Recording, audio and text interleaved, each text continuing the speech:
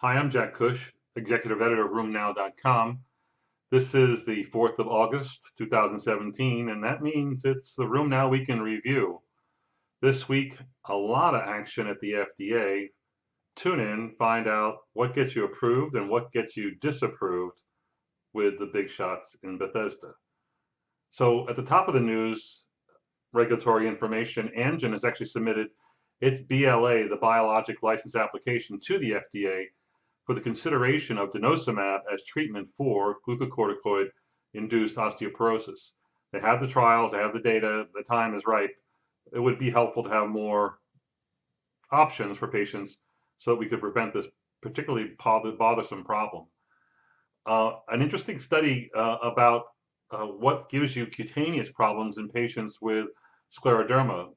A study of 165 patients with scleroderma that looked at the influence of certain autoantibodies found that if you're double positive for anti-centromere antibodies and anti-IFI-16, that's inducible interferon protein 16 antibodies, you're at a substantially larger risk for vascular events, including bad ones, including digital gangrene, digital ulcers, digital pits. But in fact, if you have this double positivity, you're threefold more likely to have very severe Raynaud's. So it's a nice biomarker for those who may have more vascular digital disease in scleroderma. A review of patients with inflammatory bowel disease, specifically of 316 patients who had CAT scans, looked at whether or not these patients had sacroiliitis. And what they found was that amongst the 233 patients with Crohn's disease, 15% had CT evidence of sacroiliitis, and that 16.9% or 17% of the 83 ulcerative colitis patients also had sacroiliitis. This was, however, only found in 5 to 6% of controls, suggesting that, of course, there is an association with those disorders. But now, looking even at patients who may not have symptoms, you can find somewhere between 15 and 16% of patients who have proven sacroiliitis. Looking at patients who have scleroderma and the risk of renal crisis, a Japanese population of 600 scleroderma patients with systemic sclerosis show that only 3% develop renal crisis, a low number, and it may be a different population than what we're used to, but nonetheless, they did have the other risk factors for renal crisis, including digital gangrene, high-dose steroid use, low albumins, and the presence of cardiac involvement. When a nice, interesting study looked at the risk of infections in patients treated between 1993 and 2013, specifically looking at hospitalizable infections, and this during the same period, they noted that they increased, and this is in RA patients, that the rate increased from 90 to over 206, more than a doubling per 100,000 patient years, suggesting again 100,000 patients followed for a year, that 206 of them would end up in the hospital with a serious infection. What happened during this time period? Sepsis tripled. But what didn't go up was that of pneumonia, UTI, and opportunistic infections. So there are trends towards increasing infections in the biologic era, if you will. Is that because we're treating patients who are sicker, or is it the drugs? Again, it's interesting data. A nice study looked at the risk of major congenital malformations amongst patients taking etanercept. And this was data, a study that was actually sponsored by Amgen, done with some outcomes researchers, and they showed that there was no increased risk of malformations when you looked at patients who received etanercept during their pregnancy. The data was pretty impressive that they actually had etanercept exposed women and etanercept not exposed women, and then normal population. And they showed that the rate of major malformations was at 6% or less, and not different between these groups, suggesting that this would not be a teratogen and a risk factor for congenital anomalies. An interesting study looked at lupus hospitalization and showed that it's actually quite common and maybe more substantial than we previously realized.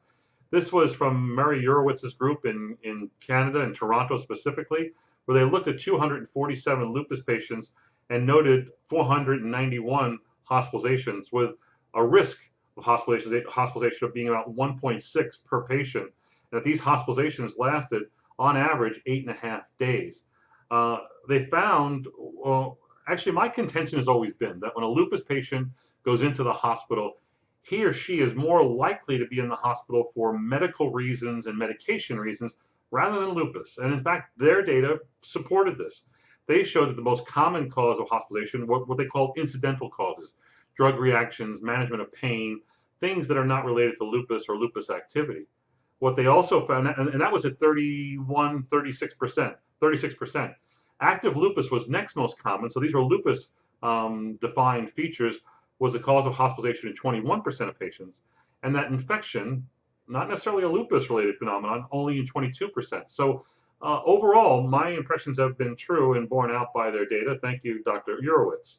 But interestingly, death was not an uncommon event. 3% of patients died, 13% required ICU admission, and more importantly, that if you were admitted, you had a 40% chance of rehospitalization.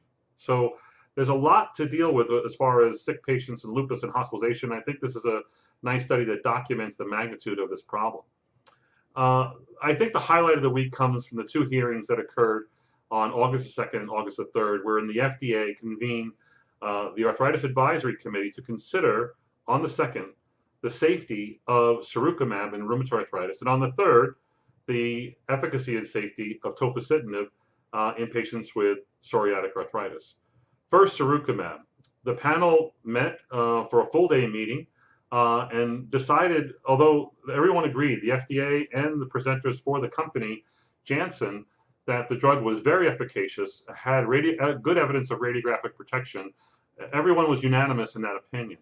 But the big problem was that there was a safety signal. And in fact, there was an imbalance specifically of all-cause mortality, where they identified 35 deaths in their studies that were submitted for evaluation. One was in the placebo population, and 34 were in those treated with sirukumab. So safety was the big problem. There was an imbalance with other signals as well, but that was the major one.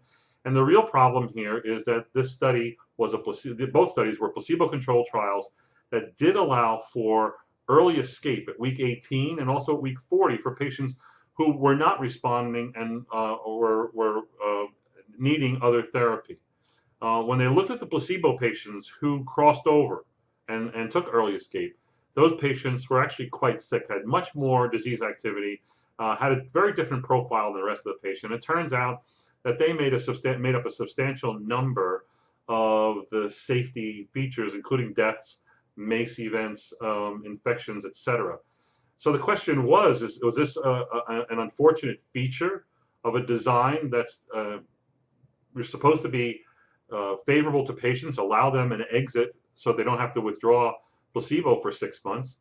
But by allowing such patients to withdraw, now you're stacking the deck or skewing the results.